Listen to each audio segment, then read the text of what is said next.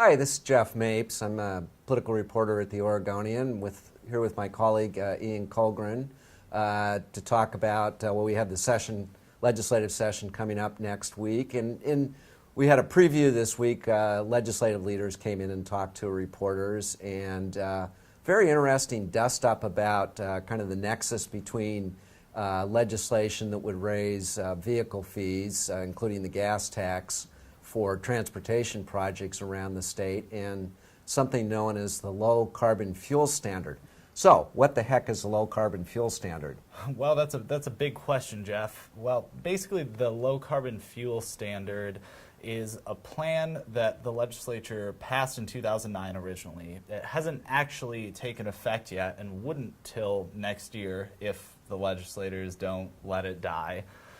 Basically what it does is over the next decade it would create an increasingly cleaner standard for fuel across the state.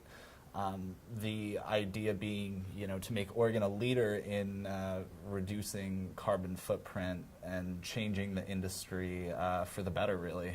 Mm-hmm. Well, the big question I'm sure many people have, and this is a big issue that the Republicans have been raising, what would be the impact on gas prices? Yeah, that is a big question, certainly, and it's one that we don't completely know the answer to just yet. The reason that it could potentially raise gas prices is because it'd basically be requiring these oil companies to make new kinds of infrastructure that would create this clean oil.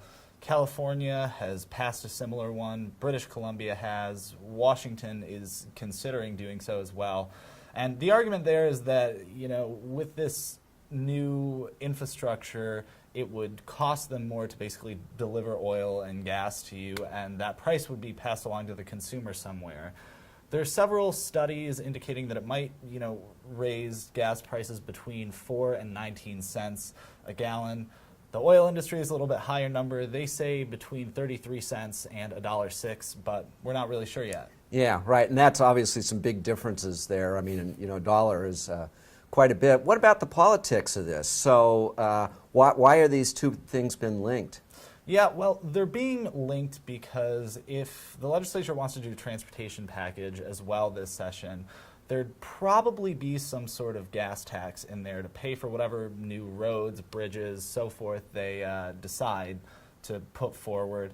And so that, on top of the low carbon fuel standard, which could raise gas prices a little more, has Republicans concerned that it's going to push prices high for people in rural areas who rely on driving, essentially, and people in their districts, those districts. Mm-hmm. Yeah, right. Yeah, and it's very interesting. I've been struck by how the Republicans are sort of threatening not to vote for the gas tax measures, for transportation projects, even though, frankly, there's a lot of support among them for doing that, unless the low carbon fuel standard gets axed. So it's an interesting political game they're playing here. Hey, well, I see we're about out of time.